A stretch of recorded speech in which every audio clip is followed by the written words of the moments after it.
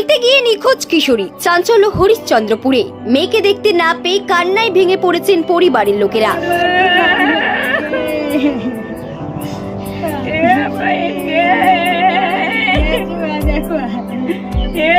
72 ঘন্টা কেটে যাওয়ার পরেও মেয়ের কোনো খোঁজ না পাওয়ায় পুলিশের দ্বারস্থ হয়েছেন বাবা। পুলিশ সূত্রে জানা গিয়েছে নিখোঁজ কিশোরীর নাম ললিতা দাস, বয়স 13। তার বাড়ি হরিশ্চন্দ্রপুর থানার মহেন্দ্রপুর গ্রাম পঞ্চায়েতের বড়াডাঙ্গি গ্রামে। বৃহস্পতিবার বিকেল 5টা থেকে সে নিখোঁজ হয়ে যায়। নিখোঁজ কিশোরীর মা রুমা দাস বলেন, এদিন বিকেলে ললিতা বাড়ির বাইরে খেলতে যায়। সন্ধ্যা গড়িয়ে রাত হয়ে গেলেও সে বাড়ি ফেরেনি। আত্মীয় স্বজনদের বাড়িতে খোঁজ নিয়েছে, কোনো খোঁজ পাচ্ছে না কেউ হয়তো অপহরণ করেছে মেয়েকে। অভিযোগের ভিত্তিতে তদন্ত শুরু করেছে হরিশ্চন্দ্রপুর থানার পুলিশ।